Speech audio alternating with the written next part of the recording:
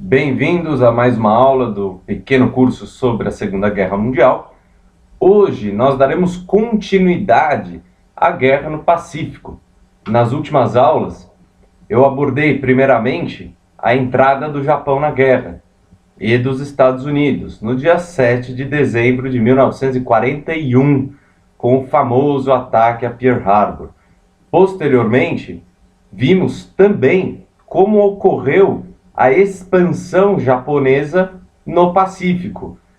Acredito que se lembrem que o Japão, com a sua política expansionista, conseguiu num período de 6 meses conquistar, invadir diversos países da região do Oriente, entre eles Filipinas, Malásia, Singapura, Nova Guiné, Ilha Salomão e assim por diante. Vimos também na última aula que essa expansão japonesa, ela cessa principalmente na Batalha de Midway.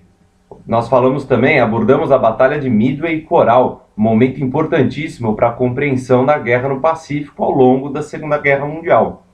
A Batalha de Midway e Coral, portanto, elas marcam o fim da expansão japonesa.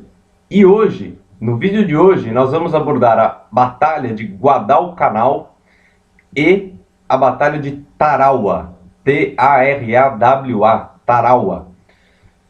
Antes disso, vamos falar um pouquinho, dar uma relembrada no que eu falei antes sobre o Japão. A Batalha de Midway e Coral, a gente viu que ela encerra a expansão japonesa. E aqui, hoje, na Batalha de Guadalcanal, além de consolidar essa cessão, o Império Japonês para de se expandir na Batalha de Midway, e na Batalha de Guadalcanal é o momento que o Império Japonês começa a recuar. Existe um recuo do exército japonês a partir da Batalha de Guadalcanal. Já vou adiantando, você que gosta de data, a Batalha de Guadalcanal tem início no dia 7 de agosto de 1942 e tem seu fim em 9 de fevereiro de 1943. Ao longo desses meses, evidentemente, ocorreram diversas batalhas. Abordaremos isso daqui a pouco. Bom, nessa conjuntura de agosto de 1942, julho e agosto de 1942, o mundo começa a perceber que, caso o Japão consolide as suas invasões territoriais, e a Alemanha também, nós teríamos zonas de influência e países que se tornariam gigantescos. E como é que ficariam? Os outros ficariam subjugados? Existe um medo por parte das pessoas que viveram nessa época de que o mundo fosse... Imagina se o Japão consegue dominar o Oriente quase inteiro, a Alemanha domina a Europa e os Estados Unidos consegue se manter, ou às vezes até depois que ele entra na guerra, vamos supor, o Hitler conseguisse invadir os Estados Unidos. Enfim, existe um medo generalizado de uma multipolaridade posterior a essas invasões, de que o mundo inteiro ficasse subjugado a 2 ou 3 países. O Japão, ele enxerga, ele quer derrotar os Estados Unidos, quer consolidar as suas invasões no Oriente. Inclusive eu ressalto aqui que essas invasões japonesas no Oriente, elas sofreram dificuldades no que tange à consolidação dessas invasões. O governo japonês em 6 meses invadiu muitos países, muitos. Mas apesar de ter invadido, ele não conseguiu administrar tão bem. Ele teve uma dificuldade muito grande para administrar. Esse é um dos fatores que vai fazer com que essas invasões não sejam consolidadas posteriormente. A própria Filipinas, depois vai ter o episódio da libertação das Filipinas, isso lá para frente. Temos ainda muita história para contar. Mas um dos fatores que contribui, então, para essa dificuldade, para que o Japão não fique dominando o Oriente, é justamente essa dificuldade em consolidar a sua invasão. Os territórios que o Japão invadiu eram muito distantes, muitas ilhas fica muito complicado você administrar todas essas invasões. Eis um dos fatores mais importantes para a saída do Japão depois, no final da guerra, da região do Oriente. O Japão ele enxergava tanto a Austrália como a Índia como dois países muito importantes para que o Império Britânico sofresse um colapso. O colapso do Império Britânico, na visão dos japoneses na época, e eu estou falando aqui de julho, agosto de 1942, nessa época os japoneses acreditavam que se eles conseguissem invadir a Austrália, que era uma grande fonte de suprimentos para o exército aliado, e se eles conseguissem invadir a Índia, o Império Britânico estaria em declínio. O Império Britânico fracassaria nas suas ambições ao longo da Segunda Guerra Mundial. Não conseguiria mais sobreviver. Sobre a Índia, vale a pena aqui comentar alguma coisa, porque a Índia participa da guerra. A Índia tem uma participação ambígua ao longo da Segunda Guerra Mundial, porque em virtude de ser uma colônia da Inglaterra, muitos indianos acabam lutando com o exército inglês ao longo da Segunda Guerra Mundial. Normal, isso ocorreu com outros países, em outras situações também, a colônia ajudando a metrópole ao longo da guerra. Agora, como a Índia já estava criando burburinhos sobre independência, já haviam ocorrido surgimento de diversos grupos nacionalistas que queriam a independência da Índia. Quando começa a guerra, esses sujeitos que queriam a independência olham para a Inglaterra e falam: olha, a gente pode até lutar, desde que você reconheça a nossa independência. Então existe uma posição, de um lado você tem uma parte de indianos que luta com o exército britânico, e de outra parte você tem indianos que querem a independência, não querem apoiar o exército britânico, e inclusive apoiam o Hitler, apoiam o Japão ao longo da Segunda Guerra, ao invés de apoiar o exército britânico. Lembrando que o apoio ao Hitler por parte de alguns indianos e o apoio ao exército japonês, ao Hirohito, ao longo da Segunda Guerra, só pensava simplesmente que o Japão e a Alemanha, caso vencessem o conflito, reconheceriam a independência da Índia. O que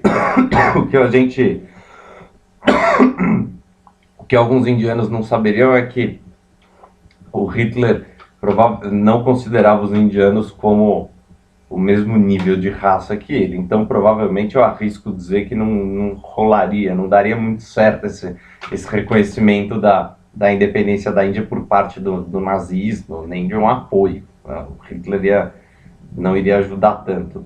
Mas isso acabou não sendo nem necessário. Para citar um nome para você que se interessa pela história da Índia e quer buscar mais coisas sobre a Índia na Segunda Guerra Mundial, você pode começar buscando um nome de um senhor chamado Subhas, S-U-B-H-A-S, Chandra Bose. Bose igual a marca de som, Bose, B-O-S-E, Bose. Subhas Chandra Bose. Esse sujeito, esse senhor, Subhas Chandra Bose, era um grande líder nacionalista da Índia. Inclusive, ele viajou para a Alemanha para falar com Hitler e negociar a independência. Depois viajou para o Japão para também negociar com o exército, com a alta cúpula do governo japonês, uma eventual independência em caso de apoio militar. E o Japão, depois de invadir diversos países no Oriente, permitiu que o Subhas Chandra Bose levasse o seu exército nacionalista indiano para Singapura. E foi proclamada a independência da Índia em Singapura. Olha a situação, ele sai da Índia com o seu exército, esse grupo nacionalista, ele sai de lá, vai para Singapura, obtém o apoio, o aval do Império Japonês para proclamar a independência, e os indianos proclamam a independência em Singapura. Inclusive, esse exército, foi formado um exército nacionalista nesse governo, um exército da Índia independente, um governo, teve de fato. Com o fim da guerra acabou isso, mas é interessante notar como no momento de guerra a conjuntura se altera muito facilmente, é tudo extremamente volátil. A própria invasão da Singapura depois da guerra, o Japão também perde. Singapura, aliás, a história de Singapura é muito interessante. Bom, falamos então um pouco sobre a expansão japonesa. Assim, nos Estados Unidos, com a entrada do exército na Segunda Guerra Mundial, ocorre o movimento feminista toma uma certa desenvoltura. As mulheres começam a substituir os homens em diversas tarefas que normalmente seriam atribuídas ao sexo masculino. Mulheres trabalhando em fábricas, em indústrias, não eram cenas raras de se ver ao longo dos anos de 1942 até o final da Segunda Guerra Mundial. Para citar um nome também, a senhora Chanel. A Chanel surge nesse momento e começa a ficar famosa no período da Segunda Guerra Mundial, entre outras. As mulheres adotam cortes de cabelo mais curtos, também em virtude do trabalho nas fábricas, não poderiam ter tanto o cabelo tão comprido, porque isso ia atrapalhar em exercer tarefas diárias muito simples, que o cabelo ia atrapalhar. Também reduzem o tamanho da bolsa. É bem interessante. As mulheres, então, nos Estados Unidos passam a substituir os homens em diversas atividades nesse período, em virtude da entrada dos Estados Unidos na guerra, claro. Bom, Batalha de Guadalcanal. Eu falei aqui a data, repito, 7 de agosto de 42 até 9 de fevereiro de 43. Por que 7 de agosto e qual a importância de Guadalcanal? Eu vou pedir, você pode dar um pause na minha cara aqui, vai parar o vídeo. Parou. Aí você busca no Google, Ilha de Savo, S-A-V-O. Eu tô falando de Guadalcanal, mas eu preciso que você busque Ilha de Savo. Você vai encontrar essa ilha e vai dar não é zoom, é ao contrário, você vai diminuir a sua tela e você vai perceber que a Ilha de Savo fica um pouquinho acima de Guadalcanal. E se você diminuir mais ainda o zoom, você vai perceber que Guadalcanal é um lugar minúsculo, é um pedaço de ilha, é uma ilha bem pequenininha dentro do complexo das Ilhas Salomão, que ficava a oeste de Nova Guiné, esta por sua vez ficando ao norte da Austrália. A grande importância de Guadalcanal é que em abril do mesmo ano, ou seja, abril de 1942, os japoneses começaram a construir um aeroporto, um aeródromo, na ponta norte, na costa norte de Guadalcanal. O nome desse aeroporto é Henderson Field. E Henderson Field, posteriormente, se tornaria inclusive o aeroporto de Guadalcanal. Hoje, até hoje, esse aeródromo que teve iniciou-se a construção do aeródromo em 1942 e até hoje esse mesmo aeródromo é o aeroporto. Claro que sofreu modernizações, reformas, mas é o mesmo. Tem o aeroporto de Guadalcanal. Se você quiser ir passear em Guadalcanal, você vai descer no aeroporto chamado Honiora. Eu não me lembro exatamente o nome, mas o que interessa é que esse aeroporto é uma ampliação desse antigo aeródromo que os Estados Unidos, quando invadem a ilha em 7 de agosto de 42, batizam de Henderson Field. Abril, os japoneses começam a construir esse aeródromo. A importância estratégica de Guadalcanal na Segunda Guerra, ninguém nunca antes tinha escutado sobre essa ilha, a não ser que você fosse um mergulhador profissional, um especialista na região das Ilhas Salomão, aí provavelmente você conheceria. Hoje o mundo inteiro conhece Guadalcanal. Quando você vai estudar a Segunda Guerra Mundial, você vai fatalmente cair na Batalha de Guadalcanal. E justamente porque lá ocorreu uma batalha muito importante. Lá é o marco, como eu disse no começo e repito aqui, é o marco do recuo do exército japonês.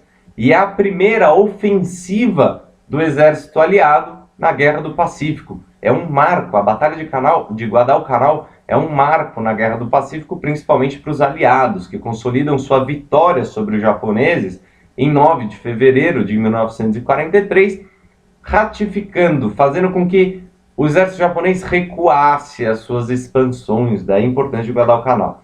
Agora você deve se perguntar, se essa ilha é tão isolada, se essa ilha está à ponta não sei de onde, das Ilhas Salomão, qual que é a importância? Por que Guadalcanal? Vale lembrar ainda que Guadalcanal até hoje, na época tinha mais nativos ainda, mas era uma região, várias ilhotas que tinham ali, possuíam pessoas aborígenes vivendo, populações totalmente alienadas ao que estava ocorrendo na Europa. E Guadalcanal é mais um exemplo disso. Tarawa, que eu vou falar mais para frente aqui no mesmo vídeo, também tinha sua população nativa. E por que Guadalcanal? Pela posição estratégica, primeiro porque ficava num bom local para os japoneses conseguirem montar uma base aérea e eventualmente atacar a Austrália. Guadalcanal tem uma importância muito grande por causa disso. E a importância também é dada pela própria construção. Quem decide, quem deu essa importância para Guadalcanal foi o Império Japonês a partir do momento que ele começou a construir o aeroporto em Guadalcanal. Se tivesse construído o aeroporto em outra ilha, seria em outra ilha. Mas Guadalcanal, os japoneses olharam o mapa e falaram, olha, essa ilhazinha aqui tem uma vantagem, acho que não vai ser tão difícil construir o aeródromo para a gente vai ter uma base para atacar a Austrália, vai conseguir romper, cortar uma linha de suprimentos para o exército aliado, porque muitos soldado come, né? Soldado precisa se alimentar, precisa se alimentar muito bem.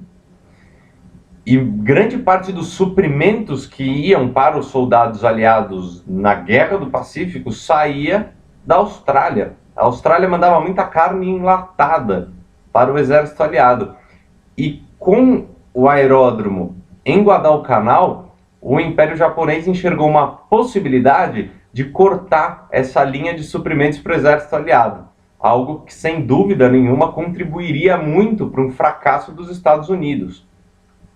E os Estados Unidos enxergam esse aeródromo e decidem atacar, porque eles falam, olha, não vai poder continuar esse aeródromo, vai ficar perigoso para a gente, porque se cortarem as nossas principais linhas de suprimento da Austrália, nós estamos ferrados, então a gente precisa destruir isso aí. Então, no dia 7 de agosto de 1942, os Estados Unidos atacam essa ilha de Guadalcanal.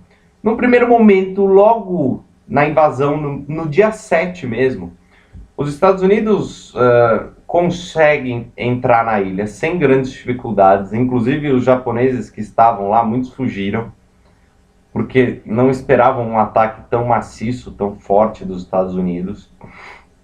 Não há, num primeiro momento, grandes dificuldades para o exército aliado.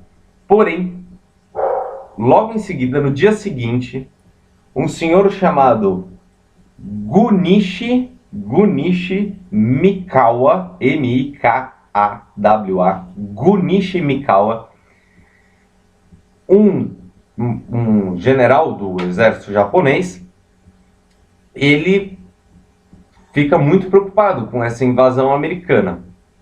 E vendo as embarcações que estavam ao redor da ilha de Guadalcanal, ele ataca essas embarcações, ele promove uma incursão para destruir as embarcações norte-americanas que ficaram na Baía de Guadalcanal e na região da ilha de Savo. Você procurou o mapa, você viu. O primeiro marco, então no primeiro momento a gente pode dizer, o exército dos Estados Unidos consegue entrar na ilha de Guadalcanal? Sim, sem muita dificuldade. Porém, poucos dias depois, as embarcações norte-americanas que estavam ao redor da ilha sofrem seríssimas avarias pelo exército japonês comandado por esse sujeito aqui, o Gunichi Mikawa. Eu escrevi um parágrafo aqui.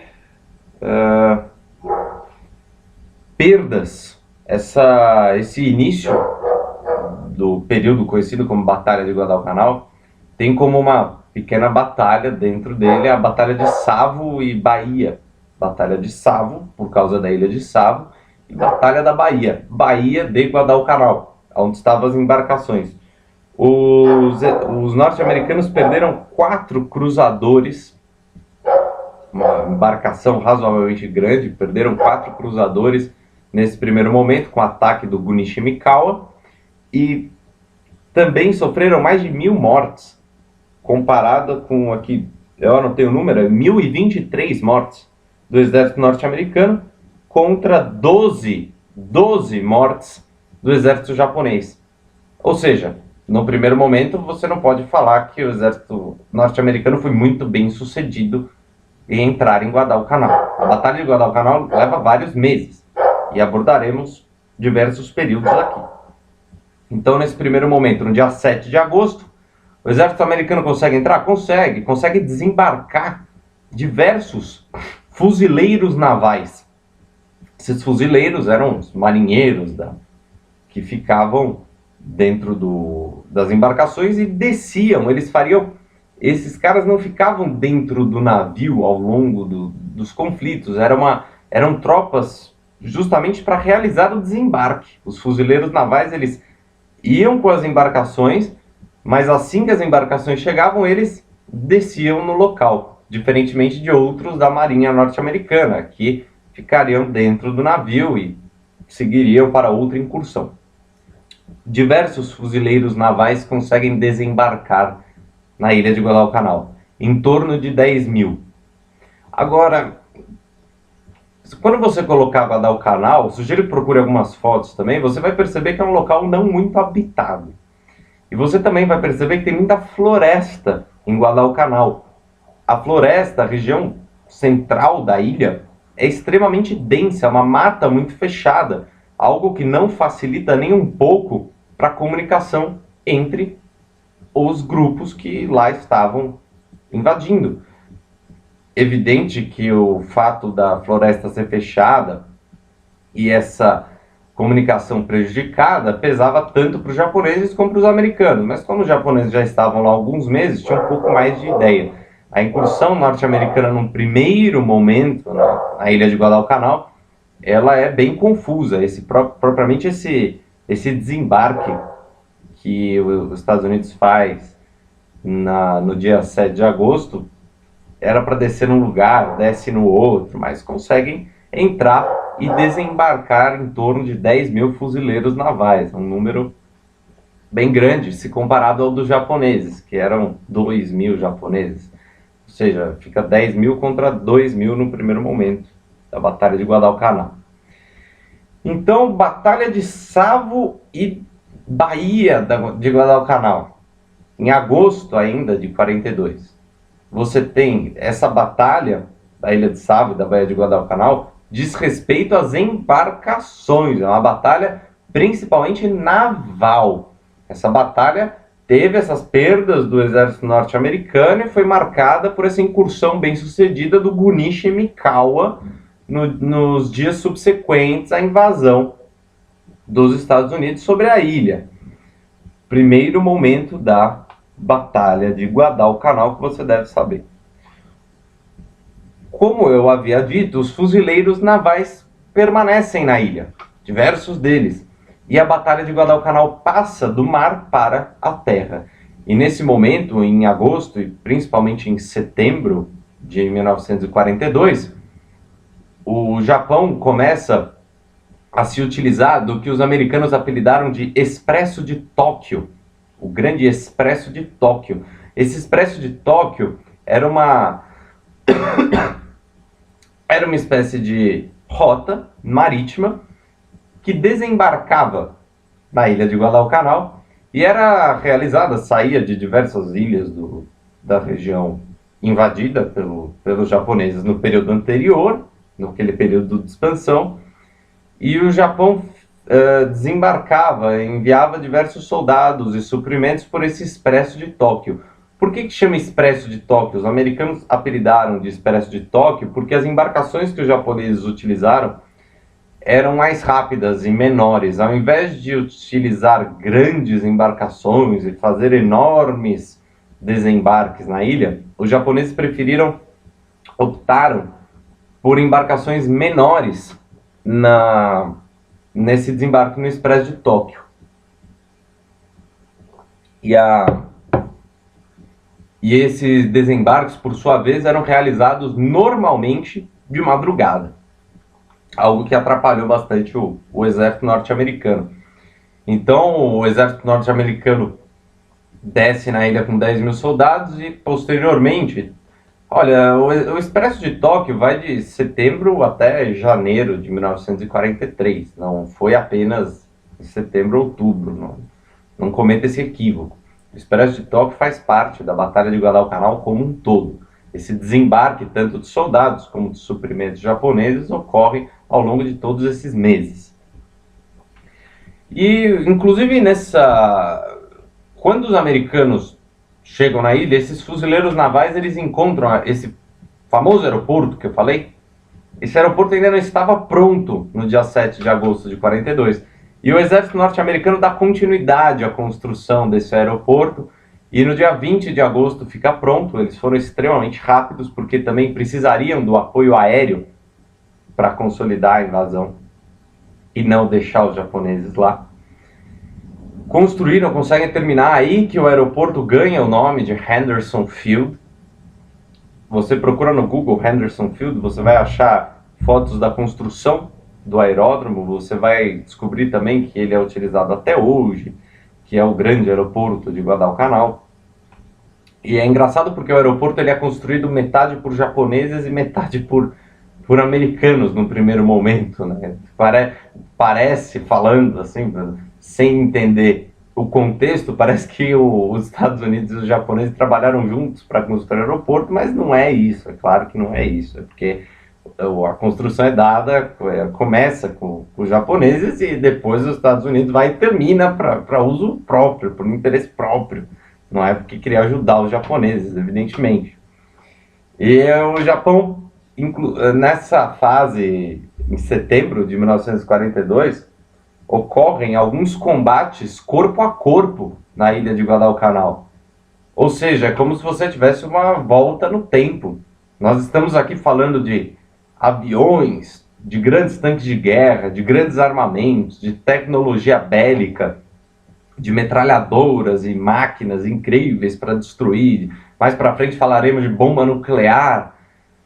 E de repente, na ilha de Guadalcanal, você tem um combate corpo a corpo, faquinha, faca, direto, embate direto entre soldados americanos e soldados japoneses. É algo bem interessante se a gente considerar que está falando de Segunda Guerra e não de batalha medieval. Ok, em outubro de 1942, nós teremos, dando continuidade ainda dentro desse período da Batalha de Guadalcanal, a Batalha do Cabo de Boa Esperança, uma região no mar próxima de Guadalcanal. Essa Batalha do Cabo da Boa Esperança, ela tem perdas similares para ambos os lados que combateram.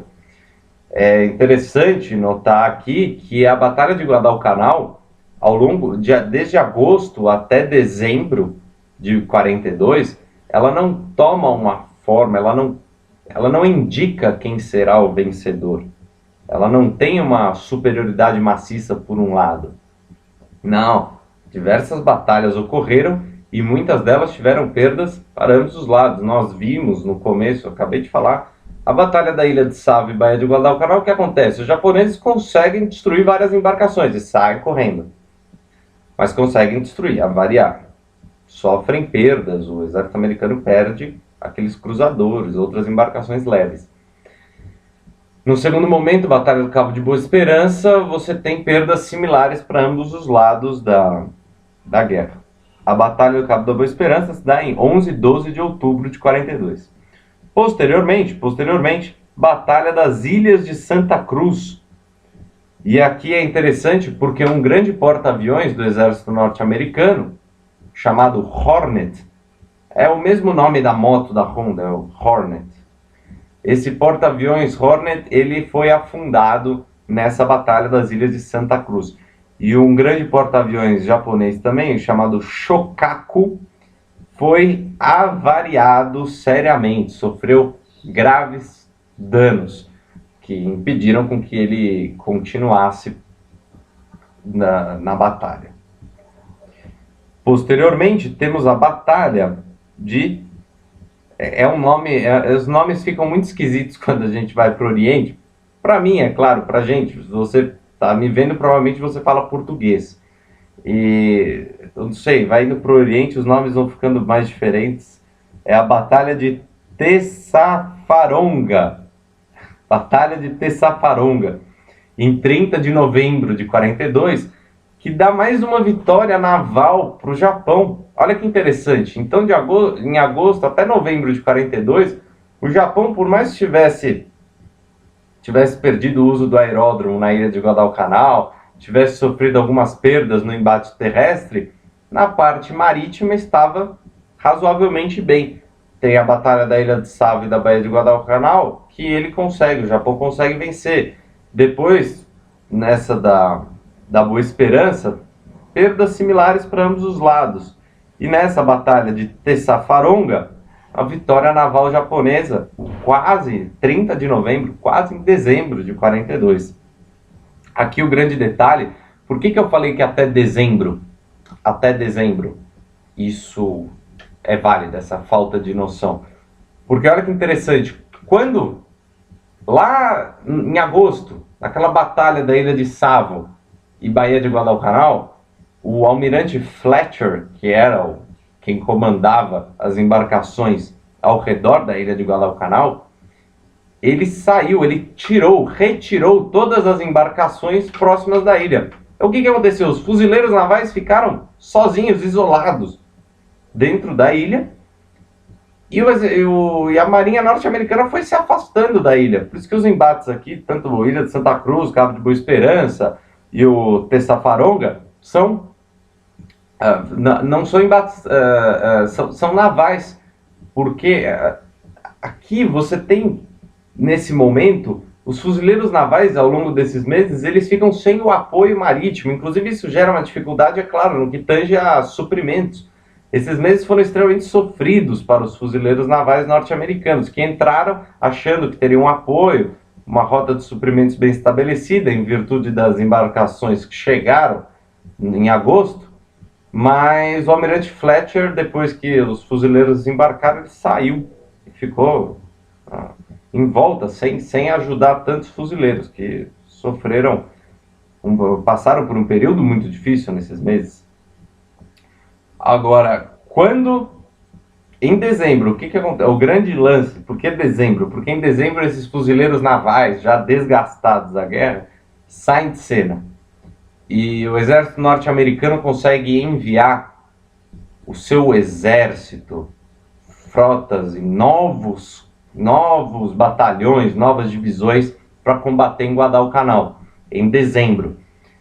E quando esse exército chega renovado, recursos humanos novos, para lutar em Guadalcanal, com os japoneses já desgastados, você tem menos de um mês a clara preponderância norte-americana, e 9 de fevereiro de 43 é a data que, em janeiro, acaba o Expresso de Tóquio. O Japão não consegue mais fazer esse caminho pelo mar. Para te dar um nome de onde saíram... vale lembrar aqui que aviões também faziam parte da Batalha de Guadalcanal, tá? Sempre, ao longo da Guerra no Pacífico, as incursões tomam proporções imensas, envolvendo muitas vezes a terra, mar e ar. O exército terrestre, a marinha e a força aérea. No caso de Guadalcanal também não foi diferente. Essas batalhas ocorrem com o apoio de todos. Para te dar os números aqui das perdas da Batalha de Guadalcanal... antes disso eu ia falar sobre de onde saíam os japoneses. O nome do lugar é Rabaul, R-A-B-A-U-L. Eles saíam de uma base aérea de Rabaul. Tem voos, inclusive, eu procurei no Google, tem voos de Rabaul para para Guadalcanal, você faz em 5 horas com uma escala. Esse era o grande quartel-general do exército japonês. Bom, perdas da Batalha de Guadalcanal. Estados Unidos perde aproximadamente 1.800 soldados. 1.800 soldados em terra e 5.000 no mar. Batalhas navais. E o exército japonês perde 14.000 soldados em terra, vitimados diretamente de combates, mais 9.000 de doenças. Claro que a floresta de Guadalcanal contribui para a proliferação de malária, de diversas pragas que tinham na região e não eram tão conhecidas de quem nunca tinha ido parar numa ilha minúscula na região das Ilhas de Salomão, no Pacífico. Diversas doenças aparecem que não tinham um remédio pronto, diversas doenças e pragas desconhecidas. 9.000 para o Japão, perderam 9.000 de doença. E nos embates navais, 3.500. O que dá para perceber é que numa soma aqui, 14 mais... Vai dar 25.000 japoneses morreram contra 6.800 dos Estados Unidos, 25 contra 7. Percebe que as perdas para o Japão são bem maiores. Agora, já em perdas da Força Aérea, olha só, os aviões, o exército americano perdeu 615 aviões e o exército japonês perdeu 683. Existe uma pequena paridade nas perdas aéreas. Bem interessante isso, considerando que os Estados Unidos conseguem vencer, mas percebe-se que, tanto como eu disse, na batalha naval, o Japão consegue, no primeiro momento, até novembro, dezembro, ele consegue ter vitórias, ele consegue manobrar bem o seu exército. Depois chega o exército americano de fato, e aqueles fuzileiros desgastados vão embora, e o exército americano chega com força total, acaba a batalha. Esse é o grande colapso da Batalha de Guadalcanal, é a chegada do exército norte-americano para substituir as divisões, os grupos de fuzileiros navais que ficaram na ilha de Guadalcanal. Quando o almirante Fletcher foi embora da Baía de Guadalcanal e deixou à mercê os fuzileiros, combatendo quase corpo a corpo com os japoneses, houve um desgaste muito grande. Tem um livrinho da editora Rennes também. A editora Rennes, já falo de novo, aquela coleção de 129 volumes sobre a Segunda Guerra. Provavelmente você vai encontrar no estante virtual. O livro chama-se Guadalcanal, a Ilha do Terror. O nome do autor é Graham Kent. Graham é G-R-A-E-M de Maria. Graham Kent. Esse livro é o volume 2 da seção de campanhas da coleção da Rennes. Guadalcanal, a Ilha do Terror. Fica a recomendação bibliográfica. Bom, então entramos aqui no momento da guerra que o exército japonês recua, perde território anteriormente conquistado naquela expansão do Pacífico. A Batalha de Guadalcanal pode ser considerada o grande marco desse recuo do exército japonês no Oceano Pacífico, na Guerra do Pacífico. Dá uma olhada aqui, ver se eu tenho mais alguma observação sobre a Batalha de Guadalcanal. Acho que falamos dentro do programa. Sim, o nome de um grande aviador japonês, você que se interessa pela aviação japonesa, o nome dele é Saburo Sakai. Esse cara tomou um tiro na cabeça e sobreviveu. Ele estava dentro do avião, tomou um tiro na cabeça, conseguiu ainda, depois de algumas horas, mesmo completamente tonto, é claro, tinha tomado tiro na cabeça, ele conseguiu retornar. Isso foi em 1942, nessa Batalha de Guadalcanal. Ele que saía, ele fazia parte daquela turma que saía de Rabaul para atacar o exército norte-americano lá em Guadalcanal. Saía de Rabaul, Saburo Sakai, toma um tiro na cabeça, mas consegue descer, e esse cara viveu até os anos 2000. Ele nasceu em 16 e morreu em 2000 apenas. É bem... Tem curiosidades, sempre tem curiosidades ao longo da Segunda Guerra. Dentro do que eu sei, eu vou falando aqui, é claro. Uma das grandes fascinações da Segunda Guerra Mundial é que o assunto nunca acaba. Com certeza, ó, eu vou pegar o livro aqui, ele tem, no final, outras recomendações bibliográficas. Aí tem outros livros aqui específicos da Batalha de Guadalcanal. Sempre tem o que falar, e sempre tem alguma coisa que a gente não sabe. Ninguém nunca vai saber tudo de Segunda Guerra Mundial. Não dá. Não dá. Não dá porque também tem o fator de documentação que na Segunda Guerra, em virtude da tecnologia existente em meados do século XX, já era possível arquivar diversas conversas, telefonemas, gravações. Muitas embarcações foram utilizadas, o mundo inteiro participou. Então você tem em todos os cantos do mundo um vestígio da Segunda Guerra Mundial. É por isso que fica difícil entender tudo. Você pode virar um especialista em Segunda Guerra, mas você não vai entender tudo, não dá para falar isso. Eu aqui eu tento contar um pouco do que acontece na Segunda Guerra Mundial nesses vídeos. Agora, se você quer pegar um período, eu acho que a abordagem que eu faço aqui, ela é relativamente superficial. Porque se você quiser pegar um dos períodos, você pega um dos vídeos que eu fiz e fala, pô, gostei mais desse assunto, vou atrás. Você vai descobrir que tem um monte de coisa para falar, tem historiadores que chegam ao cúmulo de colocar a história que a unha encravada do almirante tal atrapalhou quando ele foi descer do navio, e quando ele caiu, tem uns absurdos assim, tem o detalhe do detalhe do detalhe.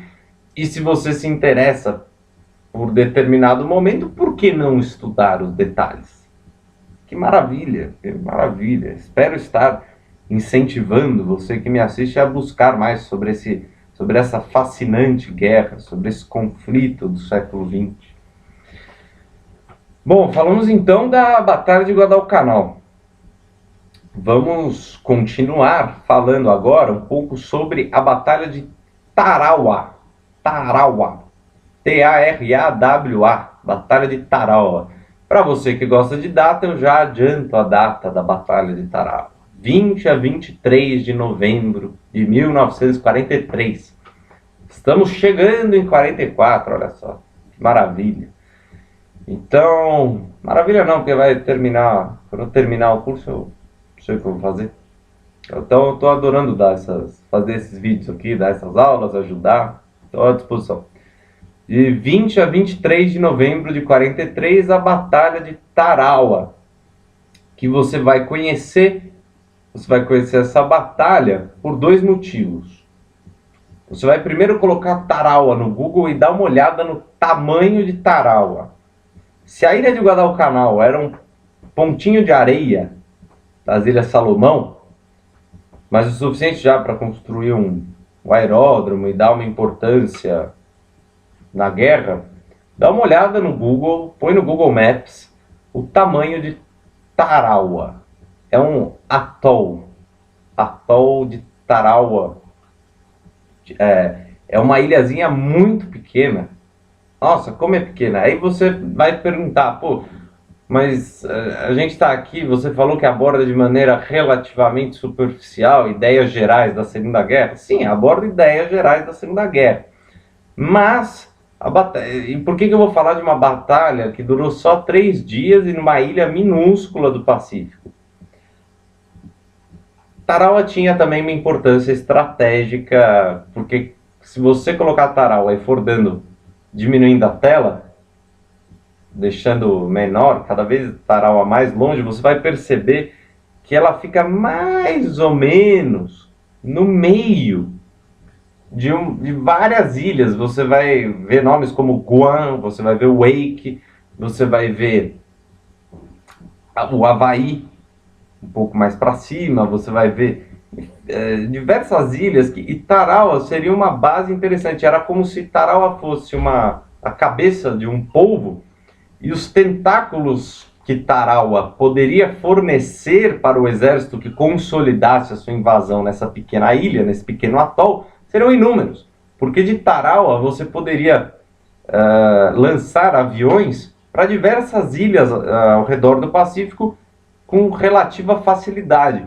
Algo que seria mais difícil se ficasse, no caso do Japão, só ficasse no Japão, e no caso dos Estados Unidos, se não tivesse as bases no Havaí. Uma base em Tarawa ajudaria os Estados Unidos a derrubar o exército japonês naquelas pequenas ilhas das Ilhas Salomão, etc, etc. A primeira importância estratégica de Tarawa. Segundo motivo, é uma incursão interessantíssima. Estava invadida. Quem estava em Tarawa? Os japoneses estavam em Tarawa. Quem invade no dia 20 de novembro? Os Estados Unidos. O interessante da invasão de Tarawa é que ela ocorre com veículos anfíbios. Até aquele momento foi a maior incursão feita, foi a maior invasão já feita na história com veículos anfíbios. Lembra, não foi a maior da história, até nesse momento era a maior feita com anfíbios. Claro que eu vou falar um pouquinho sobre isso, mas não foi tão fácil assim. Primeira coisa, então, a importância estratégica, simplesmente por ela estar lá, por ela estar naquela região. Segunda importância, para fazer uma comparação, Guadalcanal é importante pela localização? Sim, mas Guadalcanal se torna importante por causa da construção do aeródromo. Aqui não, eu estou falando de Tarawa. Tarawa tem a sua importância grande parte pela posição que ela está no Pacífico. Os japoneses também estavam construindo um aeródromo em Tarawa, mas a importância de Tarawa é maior pela região do que pelo aeródromo. Acho que deu para fazer esse pequeno balanço, a título de comparação mesmo. Então, temos a posição dela no Pacífico, que é extremamente boa, ela está bem no meio de diversas ilhas. Segundo, é uma invasão realizada por veículos anfíbios, interessantíssimo. E terceiro, a opinião pública norte-americana se choca com a Batalha de Tarawa, e eu vou explicar o porquê. Os japoneses resolvem invadir a ilha de Tarawa, o atol, mas justamente por causa da região que ficava. E decidem construir um aeródromo numa ilha desse atol chamada Betio, Betio. Constroem a ilha, começam a utilizar esse aeródromo, e isso evidentemente irrita os Estados Unidos, porque dali ajudaria o Japão para atacar diversos lugares. Os Estados Unidos então formam a Operação Galvanic, G-A-L-V-A-N-I-C, Galvanic. E nessa operação você tem essa incursão, primeiro anfíbia, ou seja, naval e terrestre, com o veículo anfíbio que ele vai por ali. E por que o veículo anfíbio se fez necessário nessa região? Porque estamos falando de um atol no Pacífico. E essa região era em volta do atol, em volta dessas minúsculas ilhas, como a ilha de Betio, eu acho que tinha 4 km, 5 km quadrados, é muito pequeno. Em virtude dessa região que eles estavam, em volta da pequena ilha, as embarcações grandes não conseguiriam chegar, porque era cheio de barreiras de coral. As barreiras de coral ficavam a quase 1 metro de profundidade, então as embarcações não conseguiam chegar. Aí se fez necessário um veículo mais leve que conseguisse. O nome do veículo utilizado chama-se Amtrak. É uma abreviação de Armored Track, veículo blindado. Eu recomendo que ponham no Google. Você coloca Amtrak, A-M-T-R-A-C-S, Amtrak's in Action, em ação, Amtrak's in Action. Você coloca no Google isso, põe no YouTube, você vai encontrar cenas reais da utilização desses Amtraks. Parece um tanque de guerra com aquela correia de lagarta embaixo, só que ele vai pela água e quando ele chega na terra ele continua. É muito legal. É muito legal esse veículo. O que acontece é que existe uma completa desordem, uma bagunça muito grande no exército norte-americano quando vai usar esses anfíbios em grande quantidade. Como eu disse, foi a primeira, a maior. E é evidente que isso gera problemas. O exército norte-americano, quando faz a utilização desses anfíbios, não esquece de pensar, por exemplo, sobre a maré. A maré que levaria os anfíbios para lá, para cá. E o desembarque na ilha acaba sendo extremamente difícil. Para você ter uma ideia, no primeiro momento de desembarque, no dia 20 de novembro, dos 125 Amtraks que desceram de grandes embarcações e foram até a ilha, só 53 conseguiram chegar até a ilha. Ou seja, um aproveitamento de menos de 50%, muito baixo para o exército norte-americano. Esses Amtraks depois foram aperfeiçoados, foram melhorando. Mas é preciso notar que houve uma confusão na chegada. E essa confusão faz com que o exército japonês que estava em Tarawa, faz com que esse exército japonês presente em Tarawa realize uma defesa uma contraofensiva bem sucedida. No dia 23, a Batalha de Tarawa também é conhecida por 76 horas de sangue, 76 horas de dramas, de grandes perdas. E por que isso ocorre? Você tem na ilha, o número de japoneses na ilha era 2.617. E a quantidade de americanos era algo em torno, no primeiro momento era algo em torno de 15 mil. Ou seja, era para ser relativamente fácil. Só que essa ideia de invadir com os anfíbios, por mais legal que seja lá o barquinho que vira tanque de guerra e tal, gerou uma puta confusão para chegar na ilha, para desembarcar. Muitos encalhavam em recifes, barreiras de coral. Outros não conseguiam chegar por causa da maré, outros simplesmente eram afundados pela defesa japonesa. Mas esses homens foram, nessas 76 horas, você teve perdas do exército norte-americano, você teve mais de 3 mil mortes no exército americano em 3 dias, numa batalha que era para ter sido rápida. Desses 2.617 japoneses, sobraram 14 ou 15. E ainda tinham alguns coreanos na ilha, inativos. Todas as pessoas que estavam em Tarawa somariam algo em torno de 4 mil pessoas. Foram exterminadas todas, praticamente todas, 99% tranquilamente. E o exército americano não tem esse percentual tão alto, mas em números regula.